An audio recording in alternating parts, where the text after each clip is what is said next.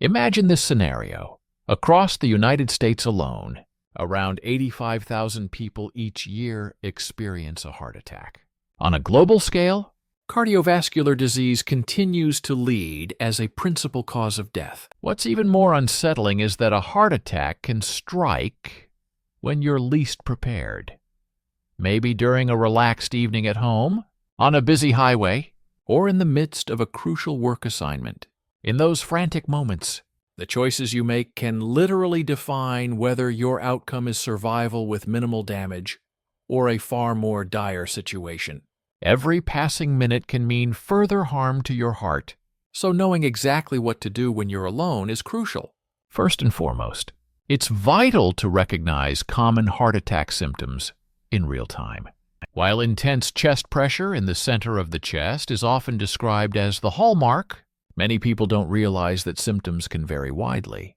You might feel as though your chest is being squeezed, but you could just as easily notice a sudden tightening or burning sensation that travels to your arms, neck, jaw, upper abdomen, or even your back. Shortness of breath is another red flag, and in some cases, profuse sweating, unsteadiness, and nausea could dominate. Women in particular may experience more subtle indicators, such as pain between the shoulder blades, a sense of sudden exhaustion, or a vague feeling of being unwell. So it's important not to dismiss these signs. The moment you catch yourself thinking, "This is really strange, it might be serious," listen to your instincts. Prompt recognition of a potential heart attack can significantly reduce the damage to the heart muscle, giving doctors a better chance to intervene effectively. As soon as you suspect an issue, your next immediate step should be to call for professional help. Pick up your phone and dial 911 or your local equivalent without delay. This is not the time to tough it out or see if the discomfort fades. A heart attack can escalate quickly, and emergency responders are equipped not only to transport you, but also to administer oxygen or other treatments the second they arrive. When speaking with the dispatcher, try to remain as calm and clear as possible, describing the nature of your pain, whether it's sharp, pressure-like, or radiating, any additional symptoms such as sweating or dizziness, and emphasizing that you're by yourself if that's the case. They might provide step-by-step instructions to stabilize your condition until the ambulance arrives. So it's best to stay on the line and follow their guidance closely. In the chaos of the moment, you might consider driving yourself to the hospital, perhaps thinking, "I'll get there faster if I just go on my own." However, this is a very dangerous choice. Heart attack symptoms can be unpredictable. You could black out, become too dizzy to drive safely, or experience a sudden spike in pain. Not only would you be putting yourself at risk, but other motorists and pedestrians as well. Moreover, every minute you spend driving is a minute without medical supervision, which can be critical if your condition worsens en route.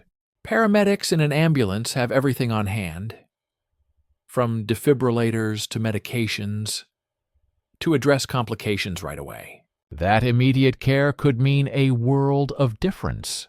So let them come to you instead of trying to reach the hospital unassisted. After you've placed the emergency call, do your best to remain composed and reduce any strain on your heart. It might sound easier said than done, but taking a seat and focusing on slow, steady breathing can help keep your heart rate and blood pressure under control. If possible, sit upright in a supportive chair or prop yourself against a wall. Lying flat can sometimes make it more difficult to breathe or put extra pressure on your chest. Try placing a hand on your abdomen to feel each inhale and exhale. This can bring a bit of calm and mindfulness in a highly stressful moment. Even small surges of panic can force your heart to work that much harder. So do what you can to remain as level-headed as possible until help arrives. It's also worth considering aspirin, but only if you have reason to believe it's safe for you. If your doctor has previously advised that it's permissible in an emergency, chewing a 325 milligram aspirin tablet could help reduce the severity of clot formation. By chewing instead of swallowing it whole, you allow the aspirin to enter your bloodstream more quickly, potentially minimizing further heart damage. Just be aware that aspirin isn't a good fit for everyone. People with certain allergies, bleeding disorders, or those already on specific medications may need to avoid it entirely. Of course, taking aspirin never replaces the urgent need for an ambulance. So don't let that delay your emergency call. Another underrated but crucial detail is unlocking your front door.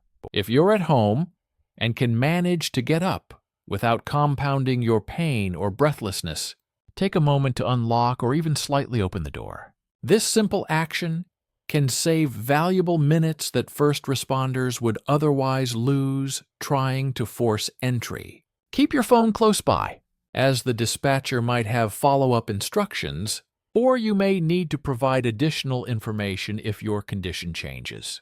If you suspect the paramedics might have difficulty locating your exact house or apartment, giving the dispatcher clear directions can also help expedite their arrival.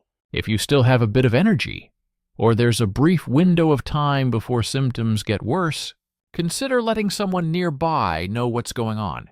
Perhaps you have a trusted neighbor, a friend in the same building, or a family member who lives just around the corner. Even a quick text that says, "I think I'm having a heart attack. Already called 911. Please come." It can make a huge difference. Having another person present can help you feel less isolated. And they can also assist in guiding the paramedics, gathering any medical records or medications you have, and offering moral support. In the event that you can't speak clearly, many modern phones have emergency features allowing you to share your location with designated contacts at the tap of a button. Setting that up in advance is always a wise precaution. While these immediate steps can dramatically increase your survival chances, it's also important to think about the long term. There are various risk factors that elevate your likelihood of experiencing a heart attack, including high blood pressure, high cholesterol, obesity, smoking, and uncontrolled stress.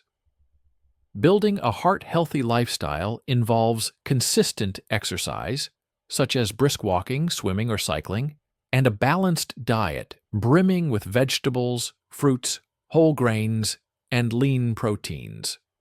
Monitoring stress levels through activities like yoga, meditation, or even setting time aside for hobbies can also help. Regular checkups are essential. Medical tests can spot early warning signs in your cholesterol or blood pressure readings, helping you adjust your lifestyle or medications to keep your heart functioning at its best.